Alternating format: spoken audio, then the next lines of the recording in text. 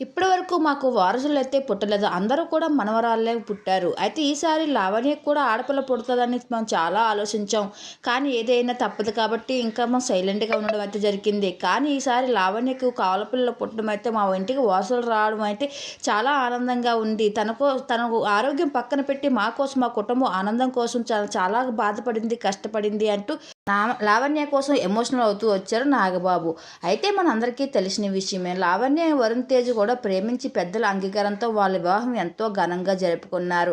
లావణ్య పెళ్లి అయిన తర్వాత మెగా కుటుంబంలో తను ఎలా ఉంటుందో, తన కుటుంబం సంబంధించిన పరువు సంబంధించిన విషయాల్లో ఎలా ఉంటుందని అందరూ ఆలోచించారు. కానీ తనకి తగినట్టుగా నడుచుకుంది లావణ్య. లావణ్య ప్రెగ్నెంట్ అన్న విషయాన్ని సోషల్ మీడియా షేర్ చేసుకుంటూ వచ్చారు. ఆ విషయం తెలిసినప్పుడు కాంచి మెగా కుటుంబం వచ్చి తను చాలా జాగ్రత్తగా చూసుకుంటూ వచ్చారు.